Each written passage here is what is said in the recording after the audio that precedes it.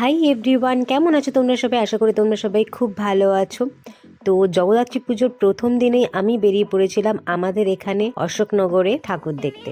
তো প্রথমেই চলে গেছিলাম আমি জাগরণীতে একটা থিম করেছিল। তো তারপরে আমরা ওখান থেকে বেরিয়ে পড়লাম আমরা সবাই এর জন্য। তো আমরা সবাই করেছিল হচ্ছে বুর্জ খলিফা। তো বুর্জ খলিফায় এভাবেই কালার চেঞ্জ হচ্ছিল। তো চলো তোমাদেরকে বুর্জ খলিফার ভিতরে ঠাকুরটা দেখতে নিয়ে যাই।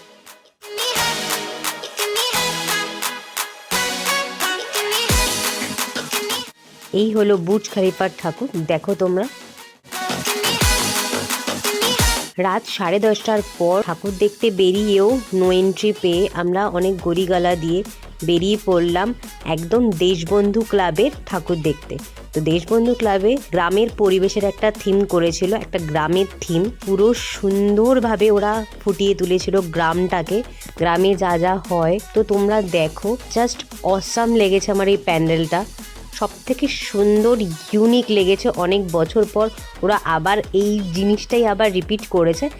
অনেক বছর আগে এরকমই ওরা প্যান্ডেল করতো, মাঝখানে একটু ডাউন হয়ে গেছিলো, তো তারপরে ওরা আবার প্যান্ডেলটা খুব সুন্দর করেছে। আমার খুবই পছন্দ হয়েছে দেশবন্ধু ক্লাবেরটা। তারপরে আমরা চলে গিয়েছিলাম হাঁটতে হাঁটতে দেবীনগরের প্যান্ডেল দেখতে। তো দেবীনগরের প্যান্ডেল দেখতে যাওয়ার সময় আমাদের আবার নো এন্ট্রিতে করতে হয়, তাই জন্য আমরা বাইকটা রেখে দেবীনগর অবধি হেঁটে প্যান্ডেলটা দেখতে চলে যাই। তো তোমরা দেখো দেবীনগরের প্যান্ডেলটা এবং ঠাকুরটা। তো তারপরেই হঠাৎ করেই সাডেন এখানে বাজনা শুরু হয়। তো আমরা একটু বাজনাটাও এনজয় করছিলাম।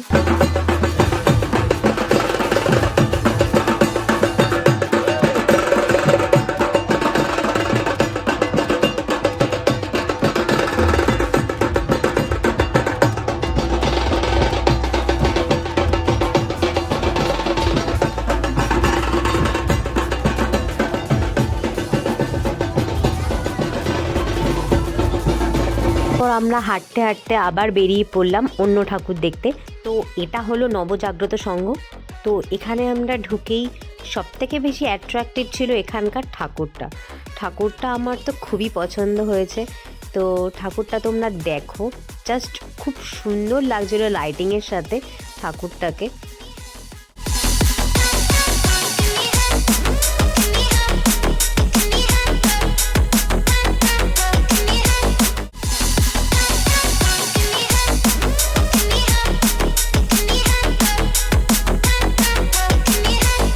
তারপরে আমরা বেরিয়ে পড়লাম নিচু কয়াডাঙ্গার ঠাকুর দেখতে।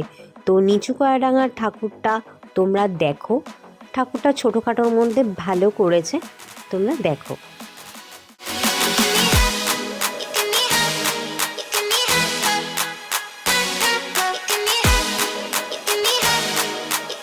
তারপরে আমরা চলে গিয়েছিলাম রকেট মোড়ের ঠাকুর দেখতে, যেখানে করেছিল কাশী বিশ্বনাথের মন্দির। তো তোমরা দেখো।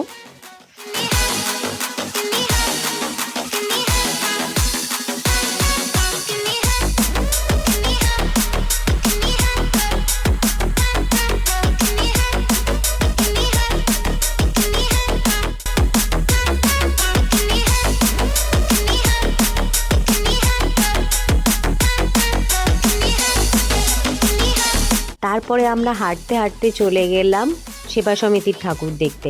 তো সেবা সমিতির ঠাকুর দেখার আগে আমরা একটু রাস্তায় ভিডিও বানিয়ে নিচ্ছিলাম, কারণ রাস্তায় এত সুন্দরভাবে টুনি লাইট লাগানো ছিল। তো তোমরা দেখতে থাকো, লাইটিংগুলো তোমরা দেখতে থাকো।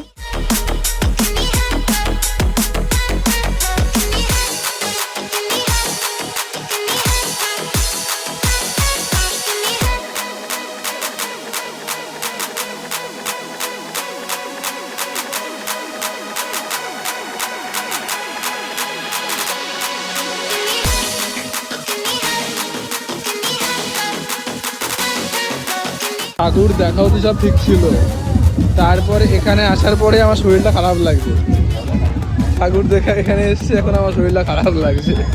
এইসব এত কিছু রয়েছে, না না। তারপরে কেনাকাটা করে আমরা চলে গেলাম 60 ফুটের ঠাকুর দেখতে। তারপরে এনার দাবি এই যে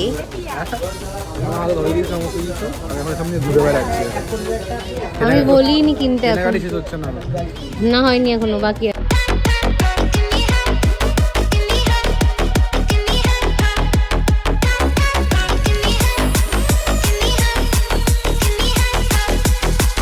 তারপর আমরা চলে আসলাম পার্কের পিছনের ঠাকুরটা দেখতে। তো পার্কের পিছনে যে প্যান্ডেলটা হয়েছিল সেটা দেখতে এসেছিলাম যখন, তখন অলরেডি 11:15 বেজে গেছিলো। তো প্রথম দিন ফাঁকাই ছিল সব কিছু রাতের দিকে।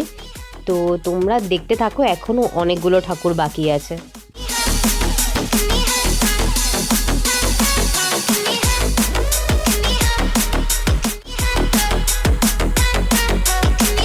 অবশেষে আর 3টে ঠাকুর দেখা বাকি আছে। আমরা চলে এসেছি স্কাইলার্কের ঠাকুর দেখতে। তো স্কাইলার্কের প্যান্ডেলটা তোমরা দেখো, সুন্দর করেছে।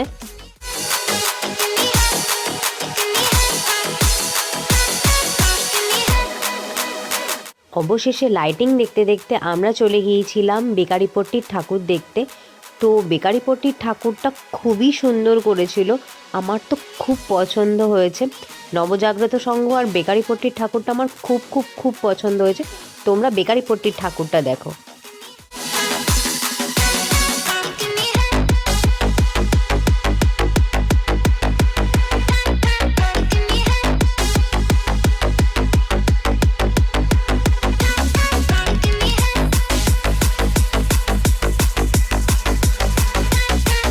এরপরে আর একটাই ঠাকুর দেখা বাকি ছিল, যেটা ছিল হচ্ছে কল্যাণগড় বাজারের ঠাকুর, মানে নেতাজি বাগের ঠাকুর।